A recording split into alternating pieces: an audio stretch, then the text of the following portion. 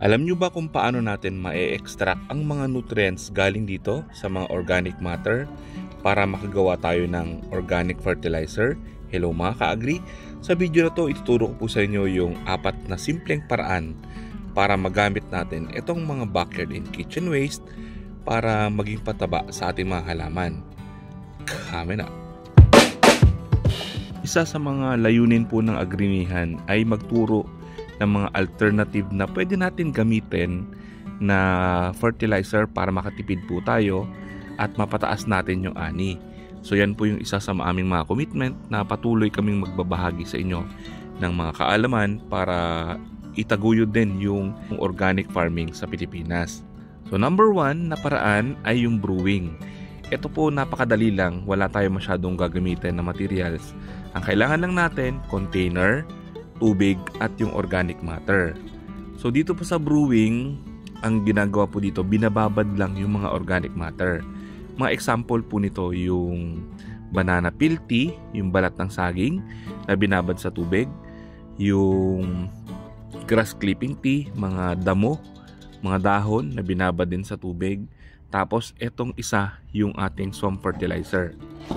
So ang ginawa natin, pinagsama-sama natin yung mga tea, no, para siyang sinasimulate natin yung natural na sapa sa kabundukan, sa gubat na halo-halo yung mga organic matter. So dito po makikita natin may mga dahon ng malunggay, sariwang dahon, balat ng gulay, balat ng prutas, even itong mga kitchen waste nilalagay rin po natin dito sa ating swamp fertilizer. Kaya lang po itong swamp fertilizer medyo maamoy, mabaho siya, lalo na po pag matagal na hindi siya nagagalaw. So paano ba ginagawa itong swamp fertilizer? Napakadali lang. Ganon din, tubig at organic matter yung kailangan. So ibababad natin itong mga sariwang dahon, sariwang mga balat ng gulay, balat ng prutas, yung mga kitchen waste sa tubig. Ibubrew natin siya ng 3 araw. Para hindi siya mangamoy, kailangan po natin hinahalo from time to time. Mga every 4 hours or every 8 hours para magkaroon po ng microbial activities. Kung meron po kayong extra budget, kaya nyo pong bumili ng molasses or may available na molasses malapit po sa inyo, haluan nyo siya para po mabawasan yung mabahong amoy. Isa pang paraan, lagi natin siyang gamitin, araw-araw natin siyang ipangdilig.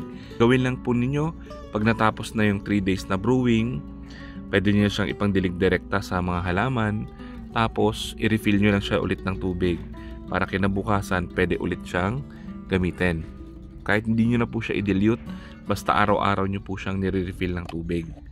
Then, after 1 week, i-observe nyo po. Pag napansin nyo po yung tubig medyo clear na, diyan naman po tayo magdadagdag ulit ng organic matter. So yung proseso na ginagawa natin ay brewing.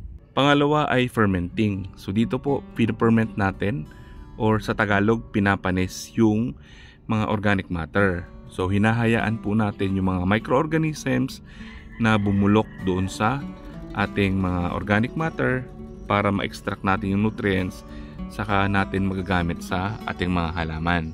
Dito po sa fermenting medyo selective yung pamamaraan natin.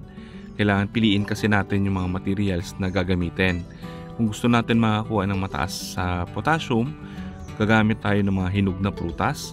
Kung gusto naman natin ng mataas sa nitrogen, yung mga dahon, sariwang dahon, tulad ng malunggay, kakawate, even damo pwede natin gamitin. Lahat po ng dahon, wag lang po yung sa puno ng mahogany kasi po acidic yon. Siguro narinig nyo na yung fermented plant juice. Yung fermented plant juice, napakayaman po niyan sa nitrogen. Gawa siya sa mga sariwang dahon. Tapos may saha ng saging para makaproduce din ng phosphorus. Tapos yung fermented fruit juice, gawa naman siya sa mga hinog na prutas. Itong example ko dito, ito yung pinaghalo-halo ko na. Sinama ko yung mga sariwang dahon, yung mga hinog na prutas, tapos sinamahan ko pa ng seaweeds, ng lato, ng sargassum seaweeds. Yan, para isang gawaan na lang siya. So dito po sa fermenting, mangailangan tayo ng mga additional ingredients. Kailangan natin ng molasses o brown sugar kasi palalakasin natin at pararamihin natin yung beneficial microorganisms para ma-breakdown po nila yung mga nutrients. So ito po wala siyang tubig, kusa siyang nagkakatas, ayun, nagli-liquid. Yan po yung i-harvest natin after 2 weeks ng fermentation.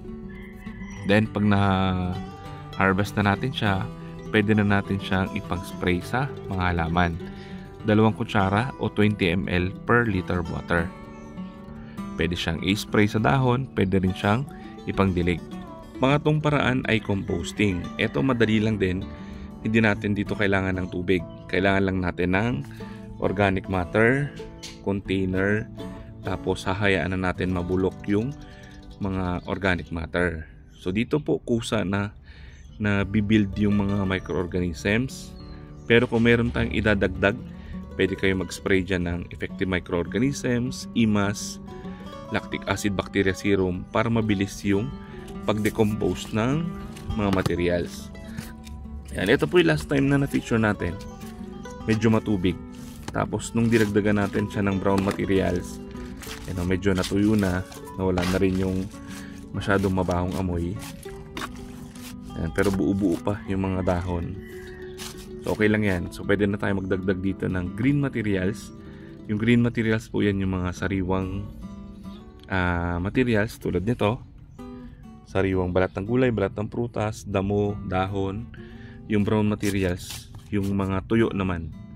Tulad ng dahon, ng karton, egg tray. So lahat ng tuyo ay brown materials. Yung nutrients na nakukuha natin sa green, sa fresh, more on nitrogen. Sa brown, yung mga tuyo, more on carbon. So ito po mga tips para mapabilis natin yung pagbubulok ng compost o ng materials. Una, kailangan maliliit po yung pagkakat natin doon sa materials. Pangalawa, naka-alternate yung paglagay natin, green, brown, green, brown, green, brown. Then pangatlo, kailangan po mas mataas siya.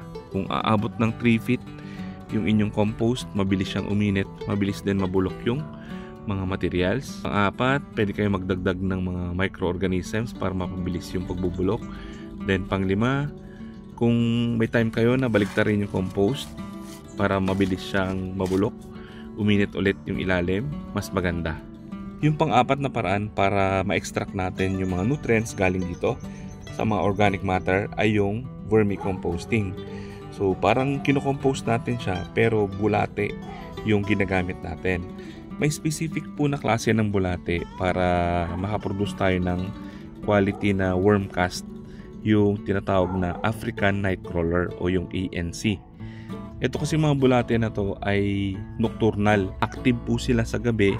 Kaya nire-recommend kung nagbo-vermicompost kayo nasa madilim na lugar, tapos minsan tinatakpan pa po yung ibabaw ng substrate para mabilis pong mabulok or mabilis kainin ng mga bulate. So yan po yung 4 na paraan paano natin magagamit itong mga organic matter para maging fertilizer at magamit natin sa ating mga halaman. Kung sa tingin niyo po nakatulong information na to, palike naman, and sana po tulungan niyo rin kami share yung mga information para makatulong po tayo sa iba. Maraming salamat po. Happy farming!